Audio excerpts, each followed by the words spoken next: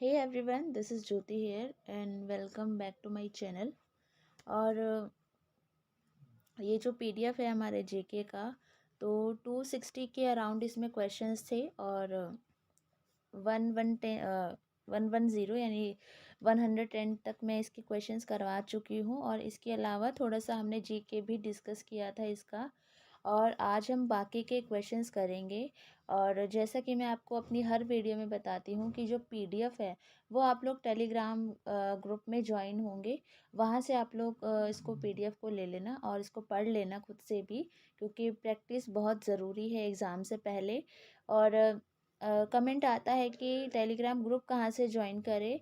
तो जब आप मेरा चैनल ओपन करते हैं तो आप जब ऐसे मतलब इसे स्लाइड करेंगे इस साइड में, तो अबाउट का एक सेक्शन आता है, वहाँ पे मैंने व्हाट्सएप ग्रुप का भी लिंक दिया हुआ है और इसके अलावा वहाँ पे टेलीग्राम ग्रुप का भी लिंक है, तो आप दोनों को ज्वाइन कर सकते हो। ठीक है, पीडीएफ वगैरह आपको व्हाट्सएप पे भी मिल जाएगी।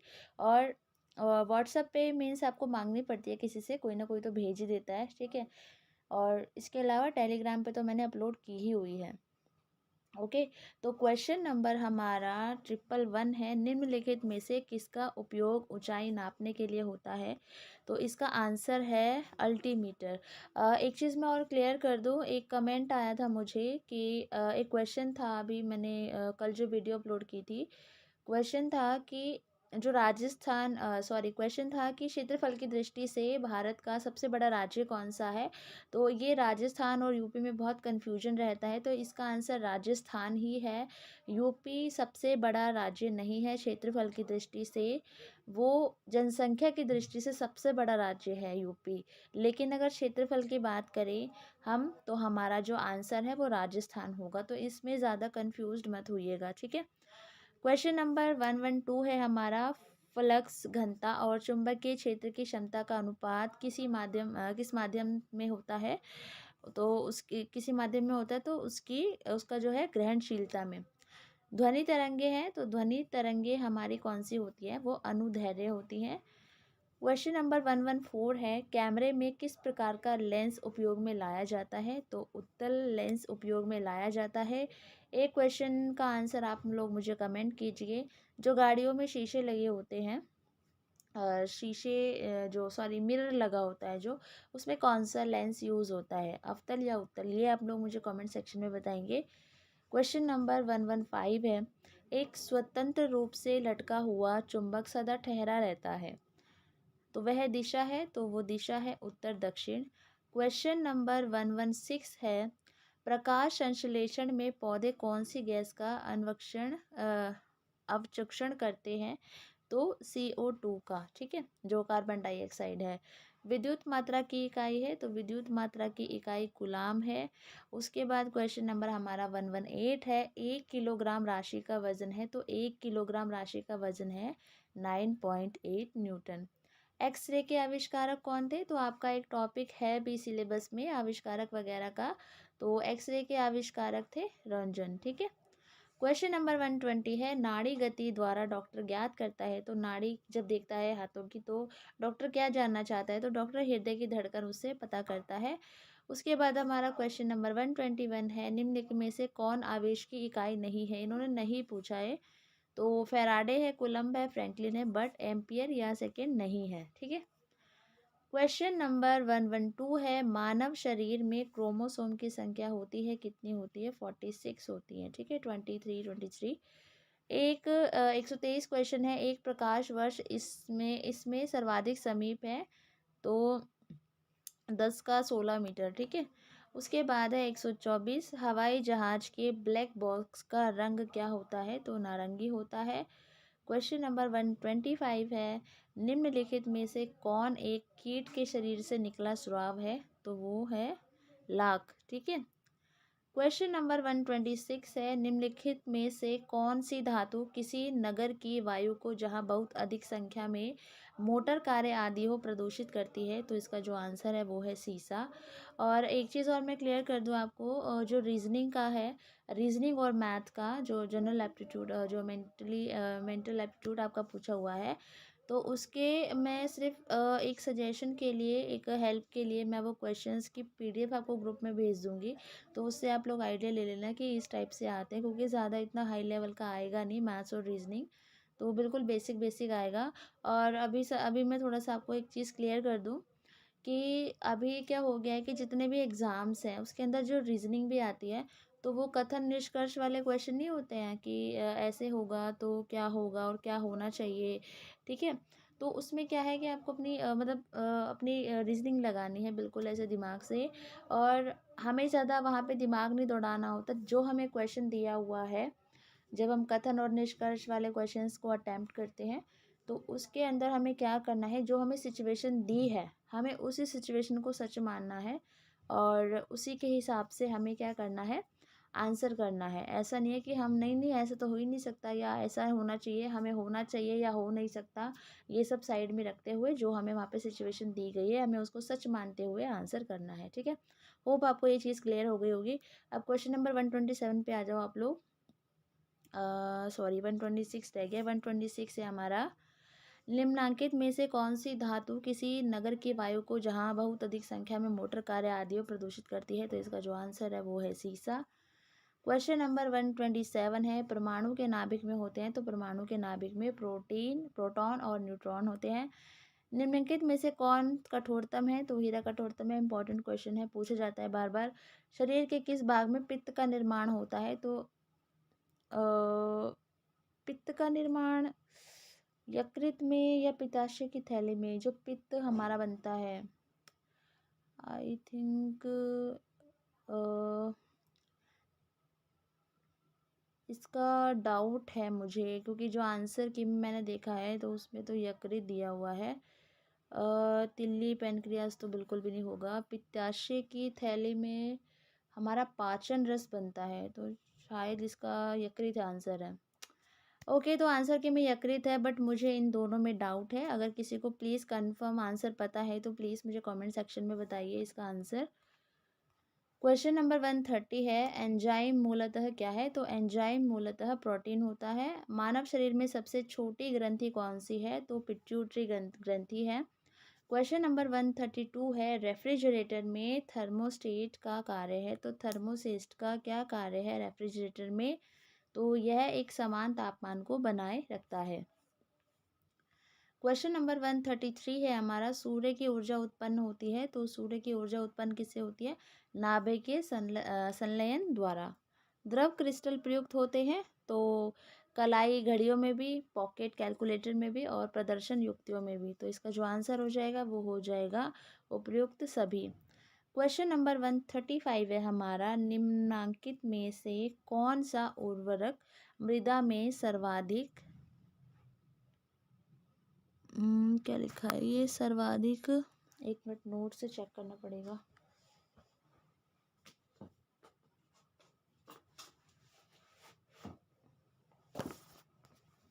वन 135।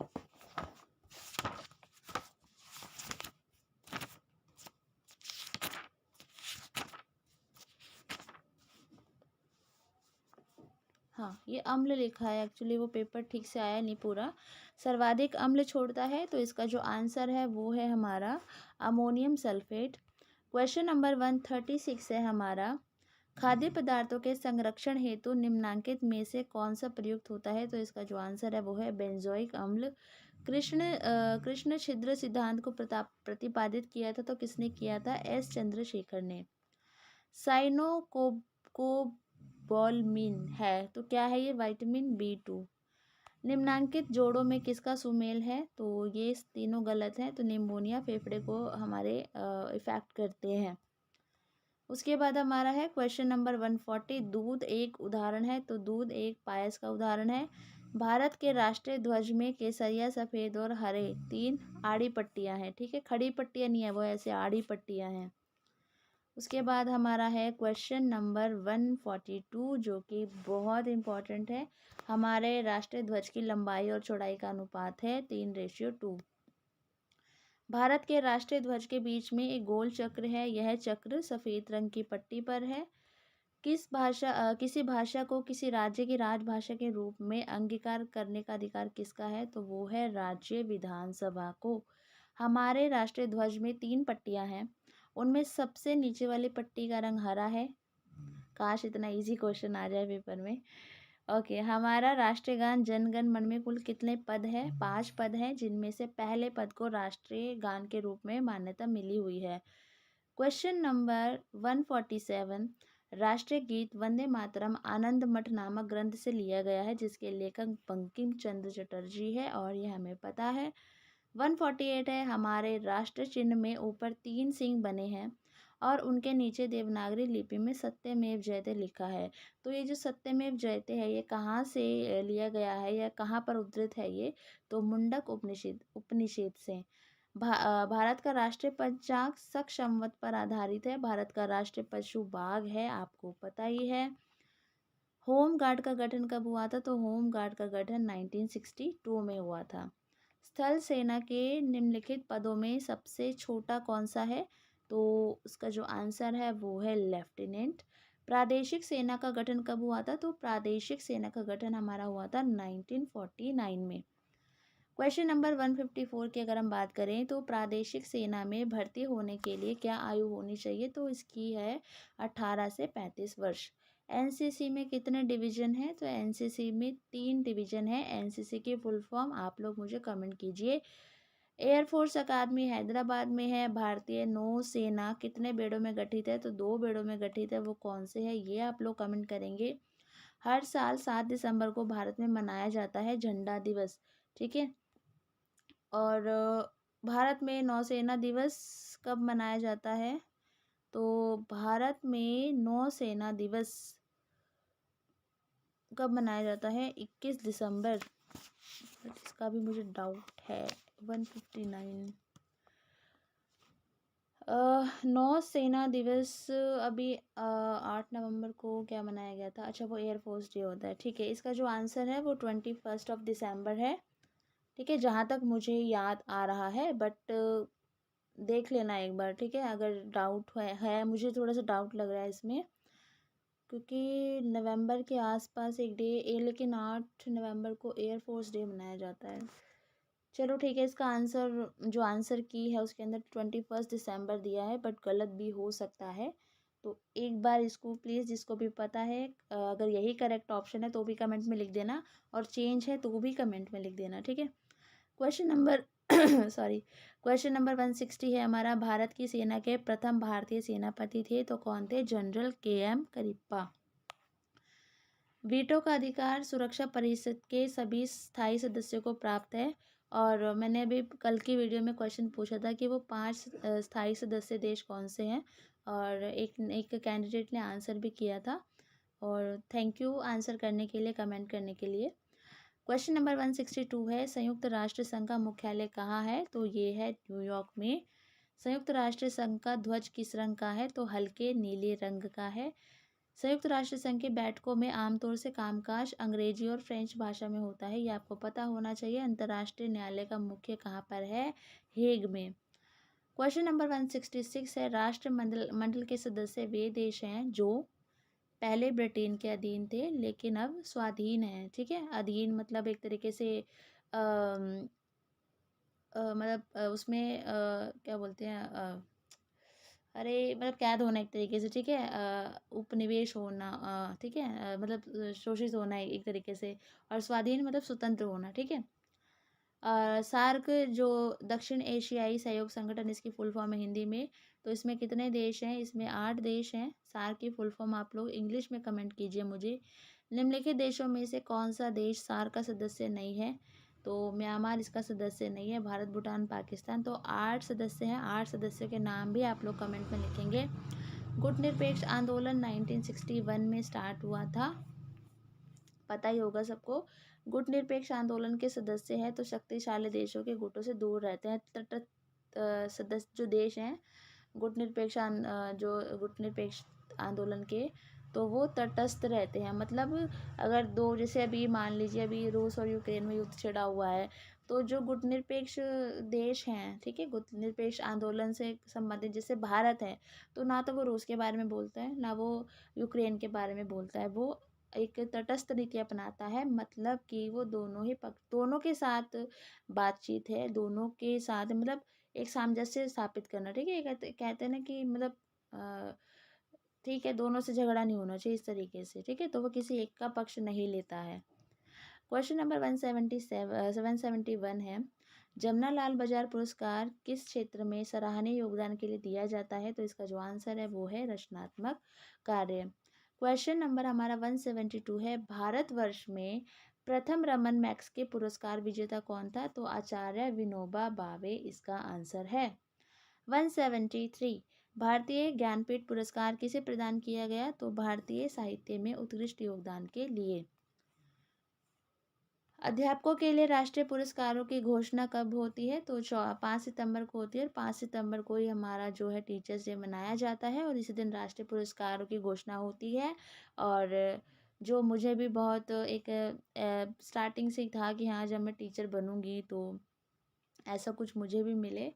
तो अभी काम जारी है, देखते हैं कब मिलेगा, बट ये भी मेरा एक सपना है कि मुझे भी मिले। चलो देखते हैं क्या होता है। बाकी आप ये बताइए कि टीचर्स डे हम क्यों मनाते हैं, कमेंट सेक्शन में कमेंट कीजिएगा। क्वेश्चन नंबर हमारा 175 है, निम्नलिखित में से किस विषय पर नोबेल पुरस्कार नहीं दिया जाता है? इन्होंने नहीं पूछा है। तो रसायन शास्त्र में देते हैं, अर्थशास्त्र में देते हैं, चिकित्सा में देते हैं, लेकिन गणित में नहीं मिलता है, ठीक है। अब उसके बाद है हमारा क्वेश्चन नंबर 176, बुकर पुरस्कार किस क्षेत्र में प्रदान किया जाता है? तो ये कल्पना साहित्य लेखन में। हरगोविंद खुराना को नोबेल पुरस्कार किस क्षेत्र में योगदान के लिए मिला था? तो चिकित्सा शास्त्र में। सर्वोच्च शौर्य पुरस्कार परमवीर चक्र के प्रथम विजेता कौन थे? तो मेजर सोमनाथ शर्मा इसका आंसर है। धन्वंतरी पुरस्कार किस क्षेत्र में विशिष्ट योगदान के लिए दिया जाता है? तो चिकित्सा के लिए। धन्वंतरी कौन थे? प्लीज़ कमेंट कीजिए। कलिंग पुरस्कार विज्ञान के क्षेत्र में दिया जाता है। नोबेल पुरस्कार का आरंभ 1901 से हुआ था, ठीक है। उसके बाद है अर्थशास्त्र के लिए नोबेल पुरस्कार कब से आरंभ हुआ? तो 1900, यार हिंदी इंग्लिश में बड़ी गड़बड़ होती है, 1969 से, ठीक है। उसके बाद है हमारा, निम्नलिखित किस अफ्रीकी नेता को भारत रत्न से सम्मानित किया गया? तो नेल्सन मंडेला को भारत रत्न से सम्मानित किया गया था, अफ्रीकी नेता थे ये एक।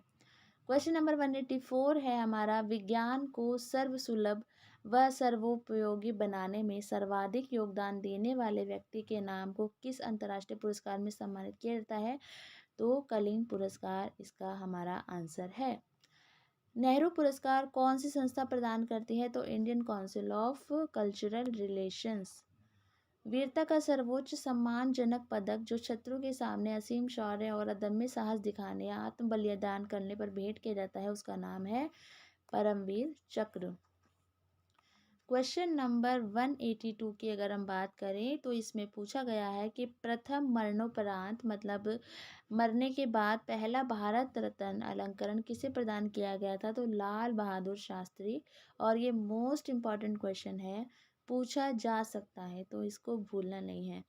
क्वेश्चन नंबर 188 है हमारा, निम्नलिखित में से कौन सा पुरस्कार केवल एशिया वासियों को ही दिया जाता है? तो मैग्सेसे पुरस्कार इसका आंसर है।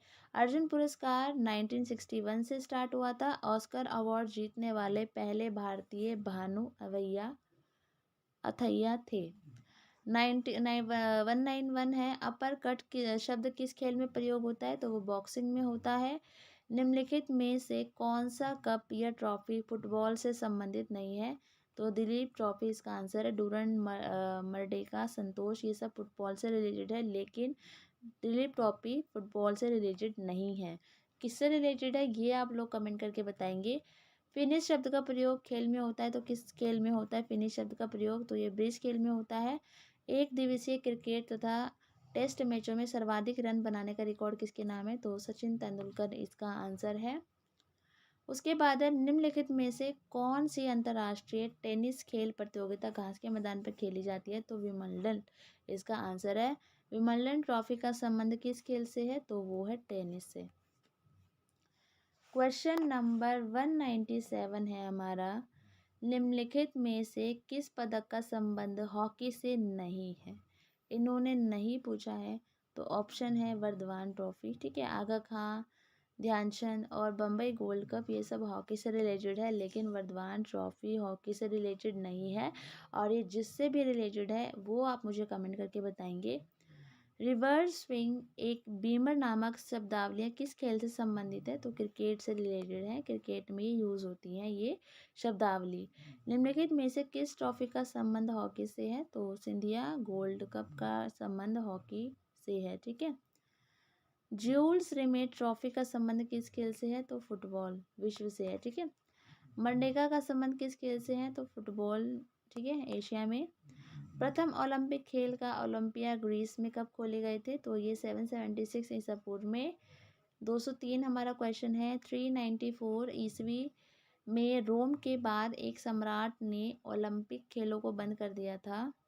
स्टोरेज भी फुल हो गई है फ़ोन की। तो इसको पुनः किसने शुरू किया? तो इसको पुनः शुरू किया बैरन पियरे डी कॉर्बेटिन ने। उसके बाद हमारा क्वेश्चन है 204, सर्वप्रथम आधुनिक ओलंपिक ध्वज कब फहराया गया? तो यह 1908 में फहराया गया था। और जैसा कि आप लोग स्क्रीन पे 2 बार देख चुके हैं कि स्टोरेज फुल का मैसेज आ रहा है, और मेरा फ़ोन 3.5 साल हो गया है, एक बार भी रीसेट नहीं किया है और बहुत बुरा हाल हो चुका है फ़ोन का। और अभी इसकी स्टोरेज भी नहीं बची है कि कुछ रिकॉर्डिंग हो पाए।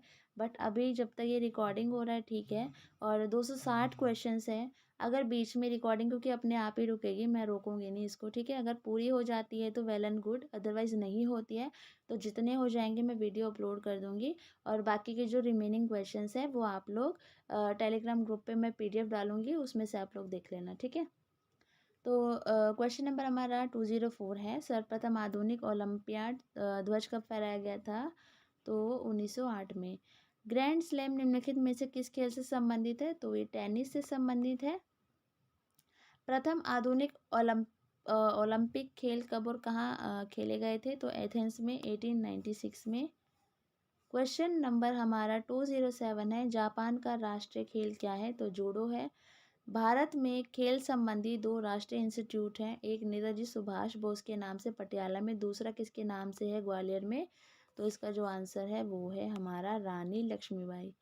सबसे बड़े मैदान में खेला जाने वाला खेल कौन सा है? तो पोलो इसका आंसर है। लॉन टेनिस जाल की ऊंचाई कितनी होती है? तो लॉन टेनिस जाल की ऊंचाई 3 फुट 6 इंच होती है। अ सूटेबल बॉय किसने लिखी है? तो विक्रम सेठ ने लिखी है। कैंटबरी टेल्स जोफ्री चासर ने लिखी है। और इसके अलावा इन्होंने अगले क्वेश्चन में पूछा है कि कौन सी पुस्तक प्रेमचंद जी ने नहीं लिखी है? गोदान, प्रेम पचीसी, गबन, ये तीनों प्रेमचंद ने लिखी है। आनंद मठ किसने लिखी है? ये आप लोग कमेंट सेक्शन में बताइए। बांग्लादेश की लेखिका तस्लीमा नसरीन को किस पुस्तक से ख्याति मिली, मतलब प्रसिद्धि मिली? तो लज्जा से। क्वेश्चन नंबर 215 है, poverty and un British rule in India का लेखक कौन है? तो दादा भाई नौरोजी इसका आंसर है। मुद्रा राक्षस ग्रंथ का लेखक कौन है? तो मुद्रा राक्षस ग्रंथ का लेखक हमारा है विशाखा दत्त। उसके बाद हमारा क्वेश्चन है 217, माई प्रेसिडेंशियल ईयर्स, तो ये किसने लिखी है? R वेंकट रमन ने। जय सोमनाथ KM मुंशी द्वारा लिखी गई कृति है। Worshipping false gods Arun Shourie ने लिखी है। और इसके अलावा है हमारा, निम्नलिखित पुस्तकों में से कौन पुस्तक सलमान रुश्दी द्वारा लिखी है?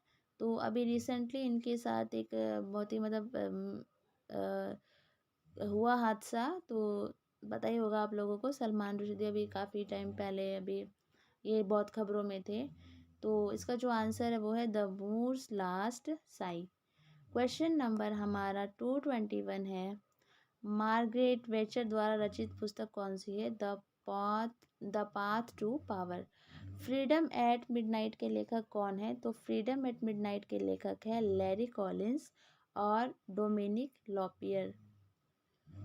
अंकल टॉम्स केबिन के लेखक का क्या नाम है? ए बी स्टॉप इसका आंसर है।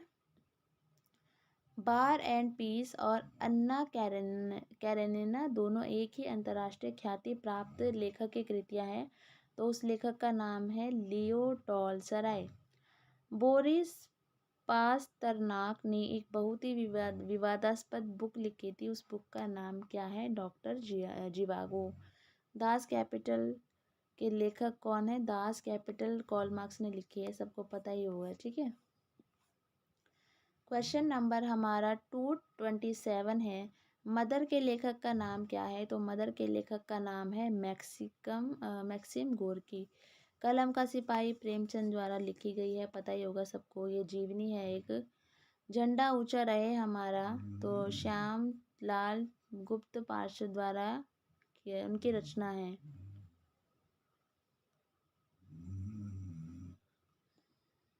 उसके बाद हमारा है आईने अकबरी का लेखक कौन है, या कौन था?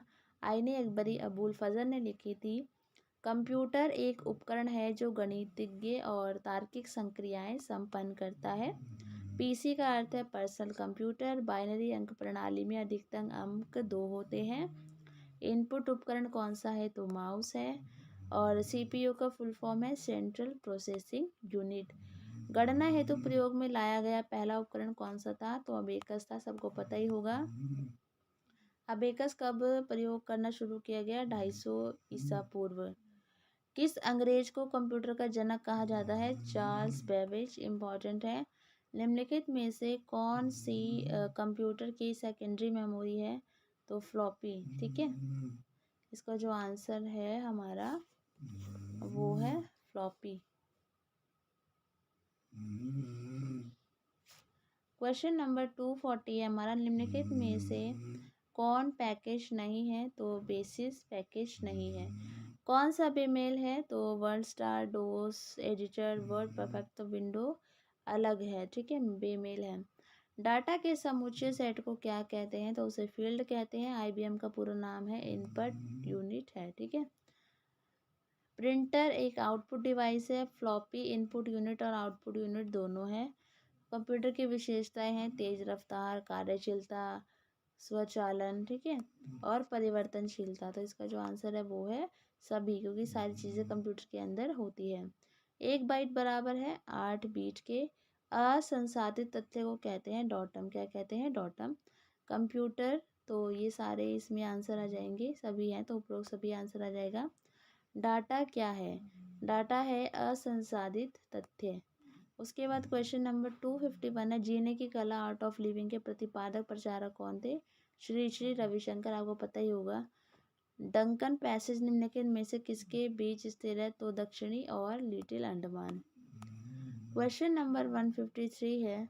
भारतीय रिजर्व बैंक द्वारा जारी की गई करेंसी, देख भी नहीं रहा है, जारी की गई करेंसी नोटों को महात्मा गांधी वाली श्रृंखला निम्नलिखित में से कौन सी है जिस पर संसद भवन बना हुआ है? तो ये है 50 रुपये पे।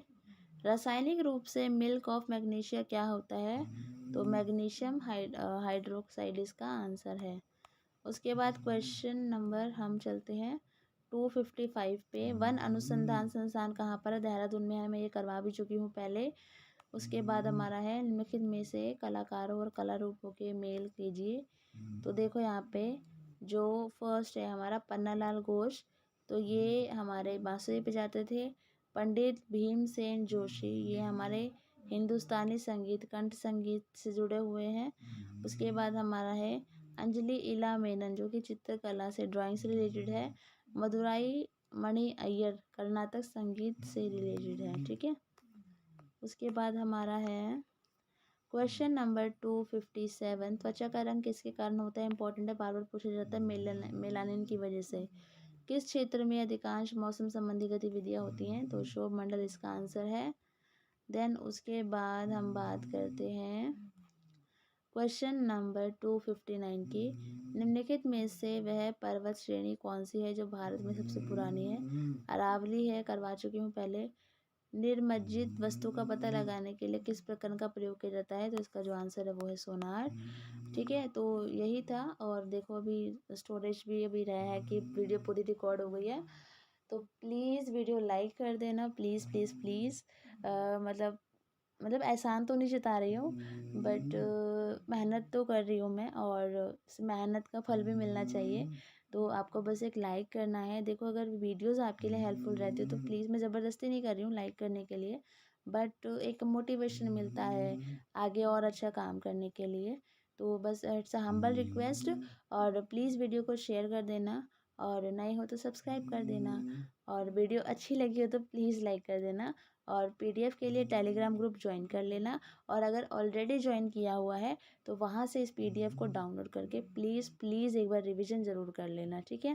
Thank you and good night.